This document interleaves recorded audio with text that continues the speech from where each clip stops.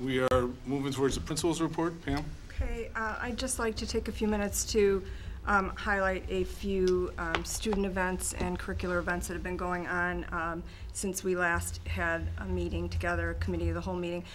We had our Internet Safety Day on Wednesday, November 14th. There was a separate curriculum for each of the different grades. The freshmen covered safe and responsible use of social network sites, chat rooms, bulletin boards, instant messaging, and so on. How to recognize, avoid, and report online solicitation by sexual predators, the risk of transmitting personal information on the internet, and how to change their Facebook settings.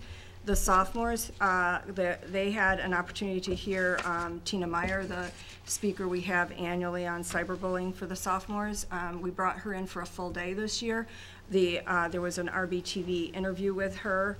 Our students were asked to participate in, a group of our students in some public service announcements about cyberbullying and bullying in general, and these will be used with Tina nationally when she goes out to visit other students in different schools across the nation. And then there was another follow-up focus group. The sophomores will be doing their lesson to look at cyberbullying in more depth in their science classes this week. Juniors and seniors actually had a combined lesson. They do the same thing for 1 year, and then the next year we change the curriculum, so they're sure to get both. This year they did how social media can affect their future college and career plans. They examined that, and then how to change their Facebook privacy settings so that they can use social media safely and productively. So we did surveys, exit surveys with the students and also with our staff who participated in the lessons. And it met with very positive response. And we continue, this is a mandate in the state of Illinois that you do curriculum of this sort with our students, and we take it seriously here, and I think do it really well. So I'm pleased with the student participation as well as all the staff that put this together. We've also been meeting with there was a feeder school principals meeting that I hosted here, and we talked about Common Core and what we were doing at the different schools, our placement process, transition issues, and other academic initiatives we're doing at the different schools so that we can share and learn from each other. We've also, over the last few weeks, hosted all those schools' teachers in according to different curricular areas. So English and reading teachers came on one day, math on another, science on another, and today we had teachers representing world language, social studies, some of the elective areas, and also technology. We included technology this year so that we're sure that we're sharing and trying to get our kids up to those 21st century learning standards in technology. Those were met with a lot of positive feedback from our staff, and then the teachers are allowed to go into classrooms to see how their 8th graders have transitioned into 9th grade rooms. So we continue to work with them on our scope and sequencing. I wanted to also highlight that tomorrow night we're hosting We Are RB here for all our incoming 8th grade potential freshmen or 8th grade students in the area. So this is a wonderful night from 6:30 to 8 where students and their parents can come and take a look at the school, talk to students and teachers or sponsors involved with different activities and curricular areas, take a tour of the building. I'll talk to them. We'll have some presentations for them. So it's a great opportunity for our families. So we welcome them, and we're underway in registration. Curriculum guides online. We've met with our juniors, and now we're moving into our current sophomores. So we're clipping ahead at a quick pace on that. I did have one item, Matt, that I wrote from Pam's stuff with technology. We did a site visit last week, myself, Ms. Duell, Mike Connors, and Kristen Samantha, the assistant principal of curriculum instruction at District 100, on their one-to-one initiative with iPads and MacBooks in every classroom. And tomorrow, a similar group is also going, and I believe, or Thursday, and Mr. Ruska is joining us. We're going to West Leiden High School to look at their one-to-one initiative with high school students, each having their own Google Chromebook. So we are looking into technology and trying to improve our technology here at RB, and we have been doing some site visits and have a few more planned before we put together a strategic plan for the board in coordination with what Pam's doing at the building level as well. Hey, Pam, when you first came here, that was one of the first things on your agenda, cyberbullying, and you shared with us it was a tragic situation. That the benefit is that the mom came forth and spearheaded a program. Has there been any abatement in cyberbullying since the awareness of these kind of things came to the fore? Yeah, well, I think that what happens when you begin to talk about bullying and cyberbullying and you bring it to the forefront, then more students report it. And so you get an uptick in your statistics on it and your data because kids know that it's safe to come forward. We have the anonymous bullying form on our website. It's under the student and the parent tab, so students can report it. So we probably hear more about it. I think that it's helpful to get the focus group together and they talk to Tina about that they think it's improving. There are still instances of it, but they think it's improving since she's come and talked about it. Yeah. I just think it's more pervasive in general in society, but I think they're getting, we're trying to let them know. For instance, another issue that was covered in this was sexting and some of the bad choices that kids are making, and they didn't realize, the exit slips talked about, they didn't realize how serious the consequences could be for them. They don't realize that digital footprints are there forever and that you cannot not necessarily take, just because you take it down, it's not gone. So they're becoming, I think, we're trying to help them be more aware and more savvy and make better choices. And I do think that is having an impact from their feedback. But it doesn't mean if you look at our data that it's going to look like, oh, cyberbullying and bullying has gone down. More reports. There's more reports about it. Yeah. Good. Any other questions for Pam?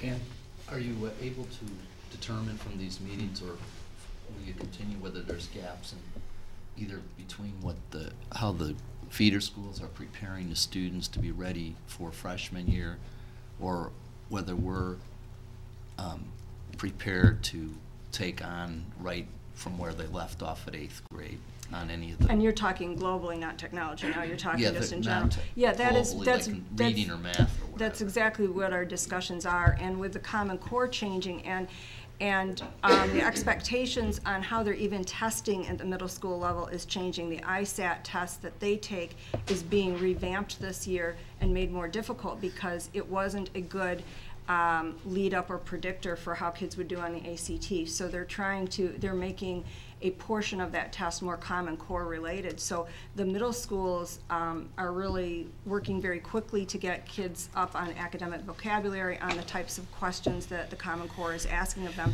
which will help them link up with us. So as a result of having these articulation meetings, each of the groups talked about the need to continue to meet in the real near future about Common Core to make sure the links are going to happen between them and that they're also somewhat on the same page with each other.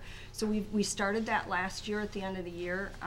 We hosted those meetings and started some of those relationships, and we're continuing it and broadening it out to the entire teams at the middle schools and junior highs rather than just one representative. So I think good work is starting with that, but definitely they feel the pressure because their test is being changed this year in a couple of months.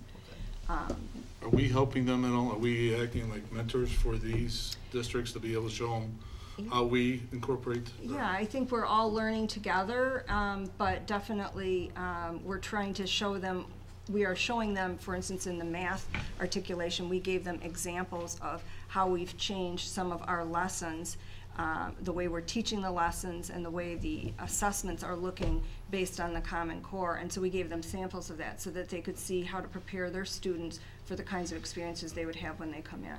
That would be one example. Given the Common Core starting out with this and really a shift in learning and teaching and all that in the elementary levels to prepare them for coming up, are we having more and more meetings with them or by department to be able to work and see if coordinating with them? Yeah, that's the plan. We haven't totally mapped it out. Our last meeting was today, so on Monday our leadership team is going to debrief on all of these and come up with what is our plan, where do we want to go next. Are we going to, in very short order, host another meeting? How do we want to do that? Because the meeting we had last spring brought together a big group where we talked together, and then we broke off into different curricular areas, and we're going to decide what's the best way to move ahead.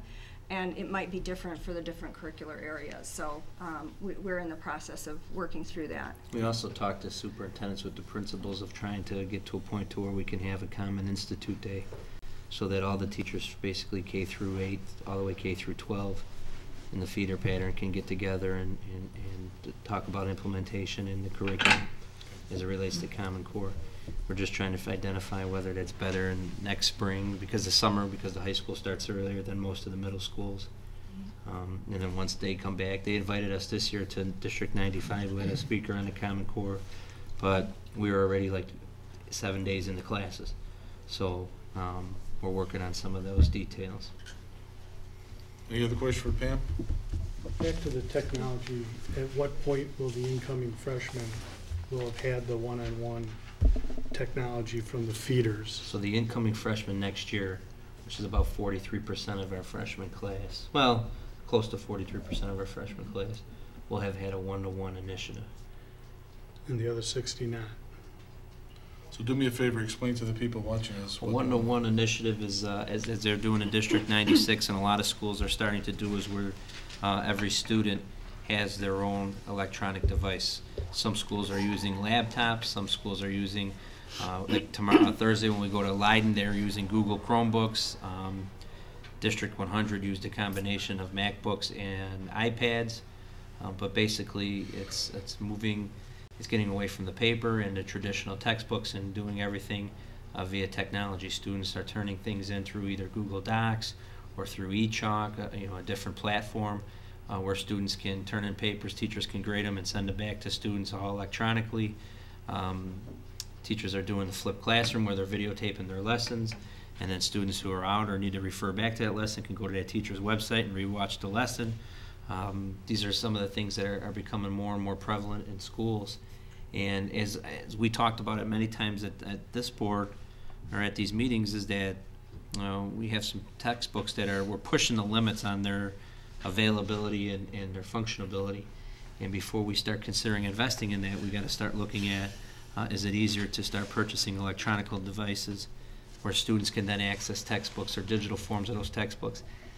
Best practice is even starting to say where those classrooms or those content areas that can get away from a textbook and actually have teacher-driven instruction and curriculum, collaborative curriculum developed by teachers at the school, basically developing their own textbook or teacher-made unit plans to get away from just a traditional textbook model is where best practice is going. What we're trying to do when we do these site visits is first of all, we want to investigate a couple different scenarios. And I strategically put the team together so that we have representatives from the building, 2 representatives from the building. I have our tech director there. So when we go there, we all kind of have our own set of questions. I focus more on implementation and community buy-in and financing. The tech director focuses on infrastructure and bandwidth and maintenance and support. Alicia and Kristen are focusing on professional. Alicia's focus is more professional development with the teachers and how that was rolled out to the teachers and how they're supported. And then Kristen has been looking at the curricular initiatives and how the teachers have adjusted lessons and what do they do with students that don't have access to the internet at home and all those different things. So we've only conducted one. We're doing another one Thursday. We have 1 or 2 more planned for second semester. And then when we start getting an idea of where we think we want to go, the next step would be starting to involve more teachers to come out and then maybe pilot a group next year and do some things with that. Any other questions?